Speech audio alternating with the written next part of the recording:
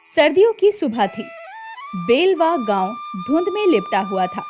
खेतों में हल्की ओस चमक रही थी, पर गांव के किनारे बनी एक टूटी फूटी झोपड़ी में गरीबी और भूख पसरी थी। उसी झोपड़ी में रहते थे बल्लू और उसकी माई। बल्लू बेटा, आज पेट में कुछ डाला तूने? तेरे चेहरे से तो लगता है कि रात से भूखा ही पड़ा है। खा लिया माई, तुम चिंता मत करो, देखो मैं कितना तगड़ा खड़ा हूँ।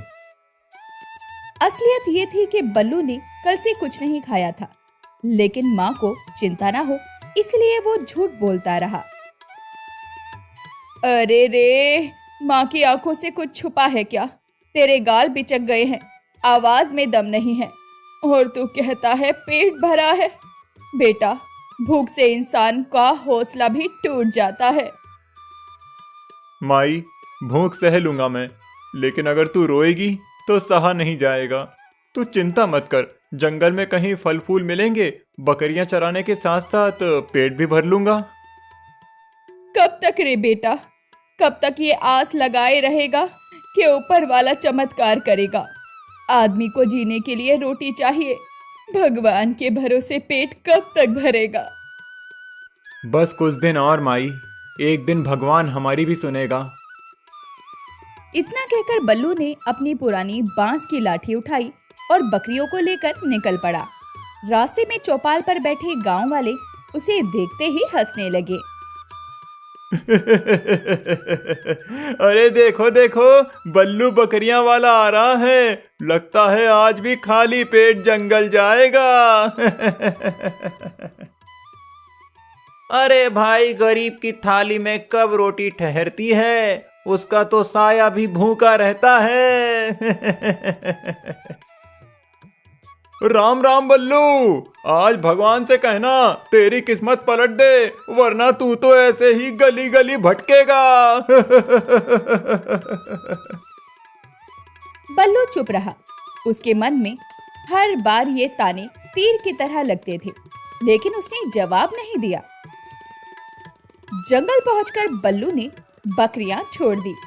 वो पास की पगडंडी पर बैठा। तभी झाड़ियों से अचानक सरसराहट सुनाई दी। कौन है वहां? कुछ देर बाद उसने पास जाकर देखा, एक सुंदर नीलकंठ पक्षी जमीन पर पड़ा है। वो बुरी तरह से घायल था और हाफ रहा था। अरे तुझे क्या हुआ रे? डर मत, मैं तुझे कुछ नहीं करूंगा।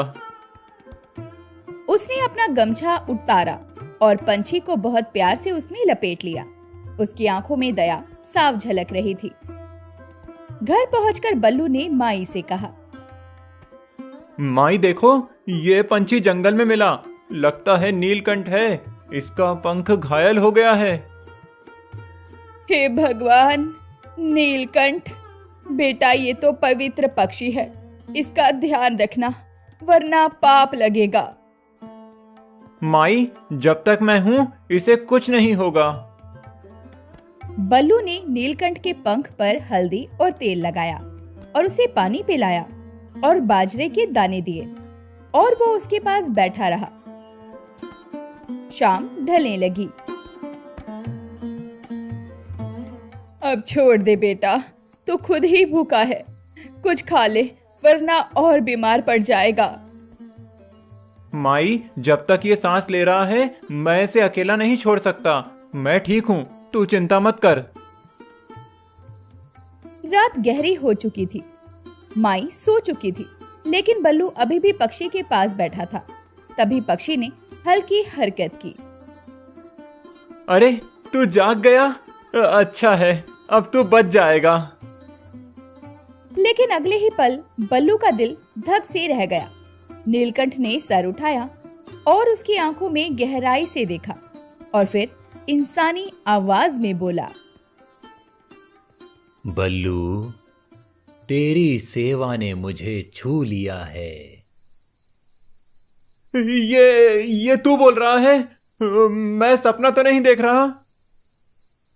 नहीं बल्लू, ये सपना नहीं है, तूने मुझे जीवन दिया, इसीलिए आज मैं तुझे एक वरदान देता हूँ। ये ले, ये लाठी।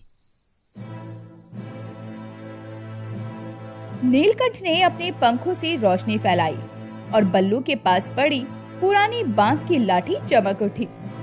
उसमें एक अनोखी ताकत भर गई। ये चमक क्यों रही है? अब ये साधारण लाठी नहीं रही। जब तू इसे नेक काम के लिए इस्तेमाल करेगा, ये तेरा साथी बनेगी। तूने भूख, दुआ और दर्द देखा है। अब इस लाठी से दूसरों का सहारा बन। लेकिन याद रखना, अगर इसमें लालच का इस्तेमाल किया तो ये लाठी तेरा सबसे बड़ा बोझ बन जाएगी। मैं वादा करता हूँ नीलकंठ भाई, मैं इस लाठी को सिर्फ भले कामों में चलाऊंगा। नीलकंठ ने पंख फैलाए और नीली रोशनी में गायब हो गया। झोपड़ी में सिर्फ बल्लू और उसकी चमकती लाठी रह गए। सुबह की धूप हल्की हल्की फैल रही थी। बल्लू अपने हाथ में चमकती लाठी लेकर खड़ा था। पूरी रात वो जागता रहा, सोचता रहा, क्या सचमुच ये लाठी अब जादुई है या मैं कोई सपना देख रहा हूं। उसके मन में डर और उत्साह दोनों थे। बल्लू बेटा, तू कब से लाठी को घूर रहा है? क्या हो गया तुझे?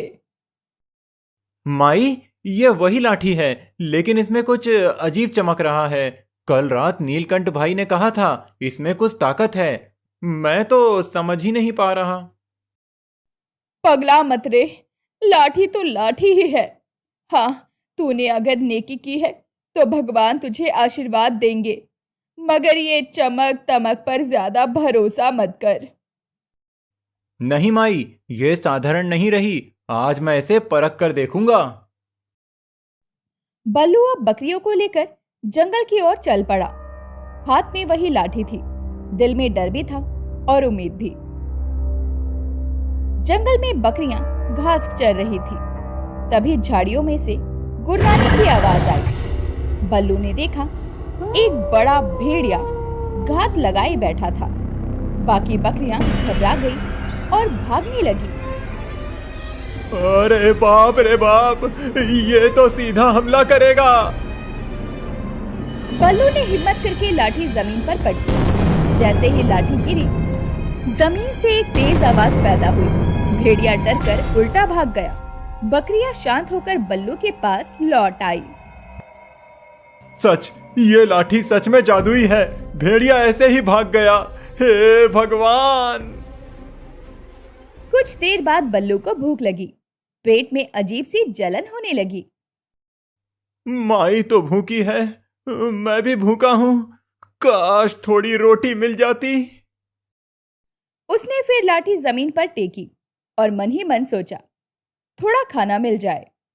तभी उसके सामने पत्तों से बनी एक थाली प्रकट हो गई, जिसमें बाजरे की रोटियां और थोड़ा दूध रखा था। अरे वाह, ये तो सच्ची रोटियां हैं और दूध भी। शाम को बल्लू वो रोटी और दूध लेकर घर पहुंचा।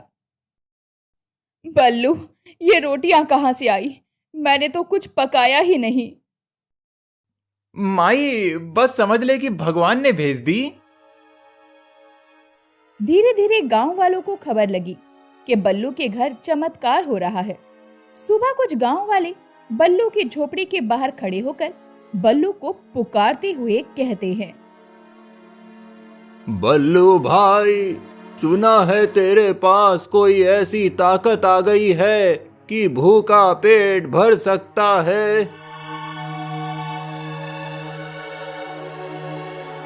मेरे बच्चे ने कल से कुछ नहीं खाया, तो गरीब है, हम भी गरीब हैं। तेरा भला हो, हमें थोड़ा दे दे। तभी बल्लू बाहर आकर कहता है, भैया बहन, जो मुझे मिला है वो सबके लिए है। इतना कहकर उसने लाठी जमीन पर टेकी।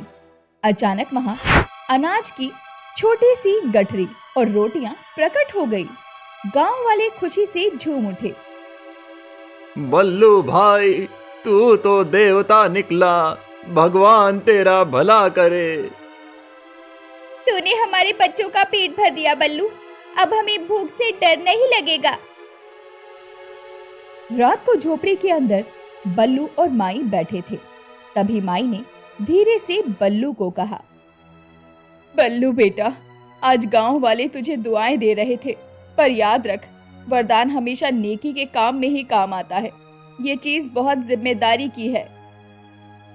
माई, मैं वादा करता हूँ, जब तक जिंदा हूँ इस लाठी से सिर्फ भूखों का पेट भरूंगा और मुसीबत से बचाऊंगा। बस बेटा, यही तेरी सबसे बड़ी अमीरी है। कुछ दिनों में ही बल्लू और उसकी लाठी का चमत्कार पूरे गांव में चर्चा का विषय बन गया।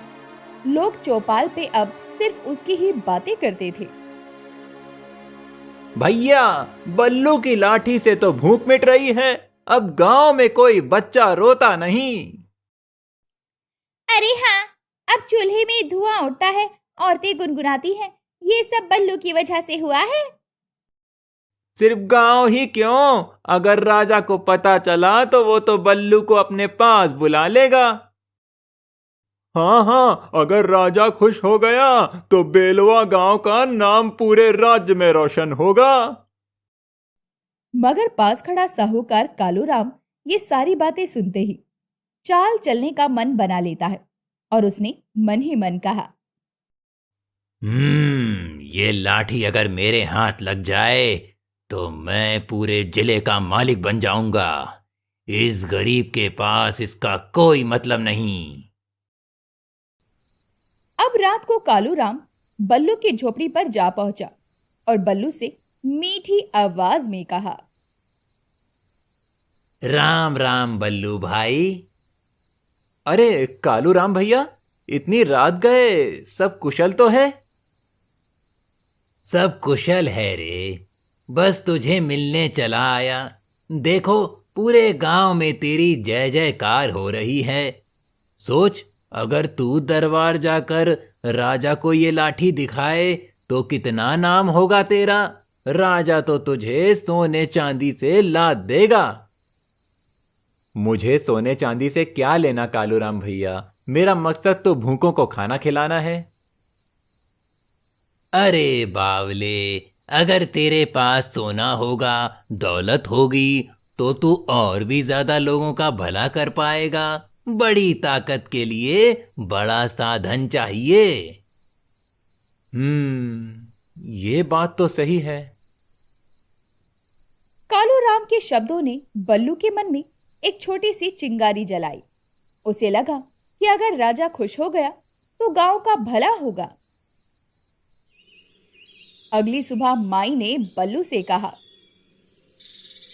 बेटा, तू दरबार जाने की सोच रहा है क्या? लेकिन एक बात याद रखना, वरदान का मतलब जिम्मेदारी है। तू इसे दिखावे के लिए मत ले जा। राजा का मन कब पलट जाए, कोई भरोसा नहीं है। माई, मैं सिर्फ गांव का भला चाहता हूं।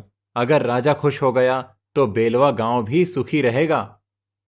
ठीक है बेटा, जा, पर याद रख, लाठी तेरी परीक्षा लेगी। लालच आया तो सब खत्म हो जाएगा। उसी दिन राजा के सिपाही गांव पहुंचे। उन्हें पहले ही खबर मिल चुकी थी कि बेलवा गांव में कोई गरीब चरवाहा चमत्कार कर रहा है। राजा ने खुद बल्लू को दरबार में बुलाया था। भव्य महल के भीतर राज सिंहासन पर राजा बैठे थे। दरबारियों की भीड़ लगी थी। बल्लू हाथ में लाठी लिए दरबार में पहुंचा। तो तू है वो बल्लू जिसके बारे में मैंने सुना है कि भूखों का पेट भर देता है? जी महाराज, ये सब नीलकंठ पंछी का आशीर्वाद है। अच्छा, तो दिखा हमें भी तेरा चमत्कार। बल्लू ने लाठी जमीन पर टेकी और मन ही मन कहा, दरबार में बैठे सभी लोगों को आज भरपेट भोजन मिल जाए। अगले ही पल सामने बड़ी बड़ी थालियों में खाना प्रकट हो गया। अरे वाह, शाबाश बल्लू, तूने सबका दिल जीत लिया। आज से तू मेरा अतिथि है, तुझे इनाम मिलेगा। राजा ने बल्लू को चांदी के सिक्कों से भरी थैली दी। बल्लू ने झूमकर स्वीकार किया, लेकिन उसके दिल में लालच नहीं था। लेकिन कालूराम, जो दरबार में ही मौजूद था और उसने ही राजा को ये जादुई लॉटरी वाली खबर बताई थी, अब उसने राजा के कान में फुसफुसा कर कहा, महाराज, ये लाठी तो सोना भी निकाल सकती है। इसे कहिए आपके खजाने को दोगुना कर दे। हाँ बल्लू, अगर तेरी लाठी इतनी शक्तिशाली है तो हमारे लिए सोने का पहाड़ बना। महाराज, ये लाठी भूख मिटाने के लिए है, धन बरसाने के लिए नहीं। तो तू हमारी आज्ञा टाल रहा है। महाराज, ये गरीब है, डर रहा है, इसे थोड़ा दबाव दीजिए, ये सब कर देगा।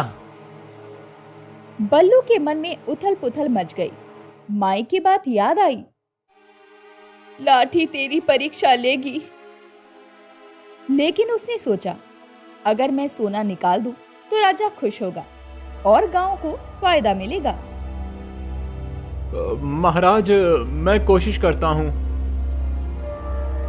उसने लाठी जमीन पर पटकी और मन में ख्वाहिश की, सोना आ जाए। लेकिन जैसे ही उसने ऐसा किया, लाठी भारी हो गई और उसके हाथ से छूटकर गिर पड़ी। फर्श में दरार पड़ गई। अरे ये क्या हो गया? जमीन फट गई, ये तो अनर्थ है। धोखेबाज, तूने हमें छलने की कोशिश की। अगर तेरी लाठी काम नहीं करती तो ये सब दिखावा था। नहीं महाराज, मैं झूठ नहीं बोल रहा। ये लाठी सिर्फ जरूरत के लिए है, लालच के लिए नहीं। लेकिन राजा का गुस्सा शांत नहीं हुआ। दरबारियों ने भी शक जताना शुरू कर दिया। कालूराम मन ही मन मुस्कुरा रहा था, क्योंकि उसकी चाल कामयाब हो रही थी। बल्लू, अगर तू सच में सच्चा है तो साबित कर, वरना तुझे कैद कर दूंगा। महाराज, मैंने जो किया है सिर्फ लोगों के भले के लिए किया। कृपया कर मुझे दोषी मत ठहराइए। बस, अब ये राजा के फंदे में फंस गया। दरबार में अफरा तफरी मच गई। बल्लू का चेहरा पीला पड़ गया। उसके हाथ में पड़ी लाठी अब साधारण सी लग रही थी और राजा की आंखों में शक और गुस्सा दोनों चमक रहे थे। बल्लू, तूने हमें मूर्ख बनाया है। पहले खाना दिखाया, फिर सोना मांगने पर यह सब ढकोसला। नहीं महाराज, मैं कसम खाकर कहता हूँ, मैंने किसी को छलने की कोशिश नहीं की। ये लाठी बस जरूरत पूरी करती है, लालच नहीं। पर महाराज, खाना तो आया था, क्या पता सोना भी आता। कहीं ये गरीब झूठ बोल रहा हो। महाराज, ये गरीब भोला बनकर हम सबको बेवकूफ बना रहा है। इसके पास जरूर कोई गुप्त मंत्र है। इसे कैद कीजिए, तभी असली राज खुलेगा। सिपाहियों, इसे पकड़ लो। 4 सिपाही तुरंत बल्लू की ओर बढ़े। बल्लू पीछे हटते हुए लाठी उठाने लगा, लेकिन लाठी अब भारी लग रही थी, मानो उसने बल्लू से दूरी बना ली हो। हे नीलकंठ भाई, ये क्या हो गया? तूने कहा था ये लाठी मेरी साथी बनेगी, अब ये साथ क्यों छोड़ रही है? बल्लू की आंखों में आंसू थे। उसने लाठी को कसकर पकड़ा और दिल से कहा, हे भगवान, मुझे झूठा मत साबित कर। तभी अचानक दरबार के बीच से नीली रोशनी फैली। सबकी आंखें चौंधिया गई। वहां नीलकंठ पक्षी चमकती रोशनी में प्रकट हुआ। रुको, ये गरीब झूठा नहीं है। पूरा दरबार चुप हो गया। सबकी नजरें ऊपर उठी। ये कौन सा चमत्कार है? ये वही चरवाहा है जिसने मुझे मौत से बचाया। मैंने इसे वरदान दिया, मगर इसके साथ एक शर्त भी दी थी। लालच मत करना, ये गरीब अब तक अपनी नियत पर खरा रहा, लेकिन आज तुम्हारे लालच ने इसे कमजोर कर दिया। नीलकंठ भाई, मुझसे भूल हो गई। मैंने सोचा था राजा खुश होगा तो गांव वालों को फायदा होगा, पर अब समझ गया लालच किसी का भला नहीं करता। नीलकंठ का चेहरा कठोर हो गया। बल्लू, तू नेक है मगर परीक्षा में डगमगा गया। अगर तूने लालच का रास्ता चुना तो ये लाठी तेरे लिए वरदान नहीं, श्राप बन जाएगी। याद रख, ये लाठी भूखों का पेट भर सकती है, जरूरतमंद का सहारा बन सकती है, लेकिन सोना चांदी नहीं दे सकती। इतना कहकर नीलकंठ पक्षी फिर से उस नील प्रकाश में गायब हो गया। तो इसका मतलब यह है ये लाठी हमारे खजाने के काम नहीं आएगी। हम तो इसे बेकार समझते हैं। महाराज, ये गरीब झूठा है। ये वरदान वाली बातें सिर्फ दिखावा हैं। अगर इसे अभी नहीं रोका गया तो ये पूरे गांव और राज्य को उलझा देगा। बल्लू, तू और तेरी लाठी आज से हमारी नजर में गुनहगार हो। अगर तूने फिर कभी कोई चाल चली तो तेरी जान भी नहीं बचेगी। सिपाहियों ने बल्लू को धक्का देकर दरबार से बाहर कर दिया। उसकी आंखों से आंसू बह रहे थे। हे भगवान, मैंने तो सिर्फ सबका भला चाहा, पर अब सब मुझे धोखेबाज समझ रहे हैं। तभी उसकी माई भागकर बल्लू के पास आई, जो बाहर उसका इंतजार कर रही थी। बल्लू बेटा, ये क्या हाल बना लिया है तेरा तूने। मैंने कहा था दरबार की चमक धमक में मत जाना। माई, मैंने गलती कर दी। मैं भूल गया कि ये वरदान लालच के लिए नहीं है। बल्लू अपनी माई के साथ गांव लौटा, लेकिन अब गांव वालों का नजरिया भी बदलने लगा था। अरे देखो देखो, बल्लू वापस आ गया। सोने का पहाड़ बनाने चला था और अब दरबार से लात खाकर लौटा है। राजा ने तो साफ कह दिया ये सब धोखा है, और हम क्या थे जो इसके पीछे पीछे दौड़ते रहे। हमको तो बेवकूफ बना दिया इसने। हमें लगा था ये कोई देवता है, लेकिन ये तो बस चालबाज निकला। अब अपनी लाठी से हमें चावल रोटी दिखाएगा कि धूल झाड़ेगा। कल तक जो उसके पैरों में गिरकर आशीर्वाद मांगते थे, आज वही उसे झूठा, धोखेबाज और चालबाज कह रहे थे। भैया, बहन, मैं झूठा नहीं हूँ। ये लाठी सच में वरदान है। मैंने तो सिर्फ भूख मिटाने के लिए इसे इस्तेमाल किया। मैंने कभी किसी का बुरा नहीं चाहा। चुप कर। अगर सचमुच वरदान है तो दरबार में क्यों नहीं चला? राजा झूठा होता है क्या? राजा से बड़ा सच कौन? अगर तेरी लाठी सच होती तो आज हमारा गांव भी सोने से चमक रहा होता। भीड़ ने हंसी उड़ाई। बल्लू की आंखों से आंसू बहने लगे। माई ने उसे खींचकर घर ले जाना सही समझा। बल्लू बेटा, मैंने तुझे पहले ही कहा था दरबार में मत जा, मगर तूने मेरी बात नहीं मानी। अब देख, सब तुझसे मुंह मोड़ रहे हैं।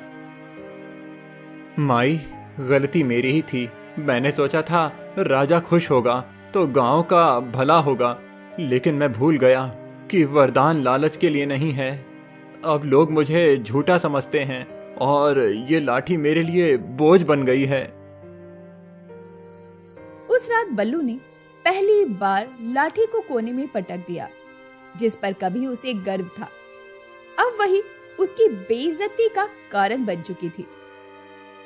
अगली सुबह बल्लू गांव से बाहर जंगल की ओर चला गया। हाथ में लाठी नहीं थी। वो अकेला, टूटा हुआ और बेबस था। हे भगवान, अगर ये वरदान मेरी किस्मत बिगाड़ने के लिए था, मैं तो पहले सिर्फ भूखा था, मगर अब तो सब मुझे धोखेबाज कहते हैं। उसकी आवाज टूट टूट कर गूंज रही थी।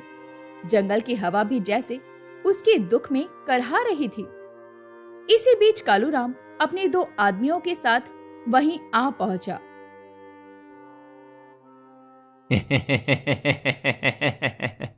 अरे अरे, देखो तो हमारे बल्लू महाराज रो रहे हैं। क्यों रे, सोने का पहाड़ बना दिया कि खड्डा ही खोद दिया? कालूराम, तू ही था ना जिसने राजा को उकसाया? तूने ही मेरी नीयत पर शक करवाया। अरे मूर्ख, तू सोचता है इतनी बड़ी ताकत तुझ जैसे गरीब के लिए बनी है? ये लाठी मेरे हाथ में आनी चाहिए थी। तू इसके काबिल ही नहीं है। ताकत सिर्फ दूसरों की मदद के लिए है कालूराम, तुझ जैसे लालची के लिए नहीं। बहुत बड़ी बड़ी बातें करता है रे। देख लेना, ये लाठी एक दिन मेरे हाथ आएगी और तब मैं ही इस गांव का मालिक बनूंगा। कालूराम वहां से चला गया, लेकिन उसकी आंखों में चालाकी साफ चमक रही थी। बल्लू वहीं बैठा रहा, आंखों में आंसू और दिल में बेबसी। रात को झोपड़ी में माई बल्लू से कहती है, बेटा हार मत मान, भगवान सब देख रहा है, एक दिन सब सच सामने आ जाएगा। माई, अब मैं थक गया हूँ। भूख, ताने और अब ये बोझ। मुझे समझ नहीं आता कि मैं जिंदा क्यों हूँ। नहीं बेटा, ऐसा मत बोल, तू ही मेरी आस है। दिन बीतते गए। गांव वालों ने अब बल्लू से दूरी बना ली। कोई उसकी झोपड़ी में नहीं आता। माई और बल्लू दोनों अकेले पड़ गए। जिस लाठी ने उन्हें गर्व दिया था, वही अब कोने में पड़ी धूल खा रही थी। एक शाम गांव में आग लग गई। लोग भाग दौड़ करने लगे। कई घर जलने लगे। सब लोग भागकर बल्लू के पास आ गए। बल्लू, तेरे पास तो जादुई लाठी है, चल हमारी आग बुझा दे। मेरे घर में बच्चे फंसे हैं, जल्दी कर, लाठी से मदद कर। जब मैं सच कहता था तब तुम मुझे झूठा कहते थे। अब जब मुसीबत आई तो मेरे पास दौड़े चले आए। क्यों, मैं कोई खिलौना हूं क्या? लेकिन बल्लू ने इंसानियत के बारे में सोच के लाठी उठाई और आग की ओर भागा। उसने जोर से जमीन पर लाठी पटकी और मन ही मन प्रार्थना की, हे भगवान, मासूम बच्चों को बचा ले। अचानक आसमान से बिन मौसमी बारिश शुरू हुई और धीरे धीरे आग शांत हो गई। देखा, लाठी सचमुच जादुई है। तो फिर तू दरबार में क्यों झूठा बना? तूने हमें बेवकूफ क्यों बनाया? मैंने कभी धोखा नहीं दिया, मैंने तो सिर्फ मदद की है। मगर अब ये लाठी मेरे लिए बोझ बन गई है। मैं इसे छोड़ना चाहता हूँ। उसके चेहरे पर आंसू बह रहे थे। लोग उसके चारों ओर खड़े थे, मगर उसकी पीड़ा समझ नहीं पा रहे थे। देख, अगर बल्लू चाहता तो दरबार में भी ऐसा कर सकता था। जरूर इसमें कोई चाल थी। नहीं रे, अगर बल्लू ना होता तो मेरा बच्चा आज जिंदा ना होता। हमें मानना होगा कि ये वरदान सच है। पर कब तक? अगर ये वरदान कभी उल्टा असर कर गया तो गांव का क्या होगा? बल्लू खामोश खड़ा रहा। उसकी आंखें झुकी थी, हाथ में लाठी थी, लेकिन चेहरा बुझा हुआ। तभी कालूराम वहां आ पहुंचा। अरे वाह बल्लू, आज तो तू हीरो ही बन गया। आग बुझाई, बच्चों को बचाया, पर ये लाठी अब तेरे हाथ में क्यों है? इसे मुझे दे, मैं जानता हूँ इसका असली इस्तेमाल कैसे करना है। कालूराम, तेरे जैसे लालची को अगर ये लाठी मिली तो गांव का विनाश हो जाएगा। तू इसे छू भी नहीं सकता। तो क्या तू इसे हमेशा के लिए छुपा कर रखेगा? गांव वाले तुझे देवता समझते हैं, पर कल को ये लाठी तेरा बोझ बन जाएगी। इतना कहकर कालूराम ने झपट्टा मारा और लाठी छीनने की कोशिश की। दोनों के बीच खींचातानी शुरू हो गई। छोड़ इसे, ये किसी का खिलौना नहीं है। चल हट, ये मेरी होगी, तू काबिल नहीं है। तभी अचानक लाठी चमकने लगी और दोनों को जोर से धक्का देकर अलग कर दिया। हे भगवान, अब समझ आया, ये लाठी किसी इंसान के लालच के लिए नहीं बनी। बेटा, वरदान कभी किसी के पास हमेशा नहीं रहता। ये तो भगवान की परीक्षा है। तू अब भी इस परीक्षा में डगमगा रहा है। हाँ माई, मैं हार गया, पहले दरबार में, फिर गांव वालों के सामने। मैं वरदान के लायक ही नहीं। बल्लू ने लाठी को अपने हाथों में उठाई, उसे देखा और जोर से रो पड़ा। उसकी आंखों से आंसू गिरकर लाठी पर टपकने लगे। तभी नीला प्रकाश फैला और नीलकंठ फिर से प्रकट हुआ। उसकी आवाज गूंजी, आंसू में सबसे बड़ा सच छुपा होता है। तूने अपने दिल से कबूल किया कि तुझसे गलती हुई, यही तेरा असली बल है। नीलकंठ भाई, मैंने सब बर्बाद कर दिया। अगर मैं लालच में नहीं पड़ता तो लोग मुझे धोखेबाज नहीं कहते। गलती हर इंसान करता है बल्लू, वरदान ताकत नहीं, जिम्मेदारी है। तू जब तक समझेगा नहीं, ये लाठी तुझे बोझ ही लगेगी। बेटा, अगर भगवान ने तुझे मौका दिया है तो तू फिर से उठ, मेहनत और सच्चाई से जी। वरदान रहे या ना रहे, इंसानियत सबसे बड़ा वरदान होता है। बल्लू ने कांपते हाथों से लाठी नीलकंठ की ओर बढ़ाई। भाई, ये लाठी अब मैं नहीं संभाल सकता, इसे लौटा लो। मैं मेहनत करूंगा, भूखा रहूंगा, लेकिन अब इस वरदान का बोझ नहीं उठाऊंगा। यही तो सच्ची जीत है बल्लू। जब इंसान अपने लालच को हराता है, तभी वो सच्चा बनता है। ये लाठी अब तुझे नहीं चाहिए, क्योंकि तूने असली सबक सीख लिया है। नीलकंठ ने पंख फैलाए और लाठी नीली रोशनी में गायब हो गई और वो खुद भी गायब हो गया। बल्लू के हाथ खाली रह गए, लेकिन दिल हल्का हो गया। गांव वाले सब देख रहे थे। बल्लू, हमने तुझे गलत समझा। तू तो सच्चा इंसान है। तूने वरदान छोड़ा, मगर इंसानियत नहीं छोड़ी। यही तेरा असली चमत्कार है। आज से हम तुझे धोखेबाज नहीं, गांव का सबसे बड़ा सहारा मानेंगे। नहीं भैया बहन, मैं बस वही गरीब चरवाहा हूँ जो पहले था। फर्क इतना है कि अब मुझे समझ आ गया है, वरदान से बड़ा कोई वरदान नहीं है, बस मेहनत और इंसानियत।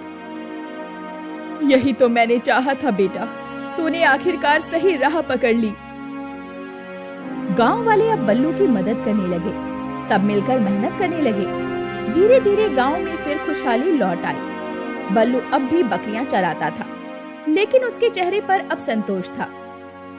शाम का समय था। बल्लू बकरियां लेकर पहाड़ी पर बैठा था। सूरज ढल रहा था। उसने आकाश की ओर देखा और मुस्कुराकर बुदबुदाया। धन्यवाद नीलकंठ भाई, तूने मुझे सिखाया कि असली ताकत लाठी में नहीं, बल्कि दिल की सच्चाई और मेहनत में है।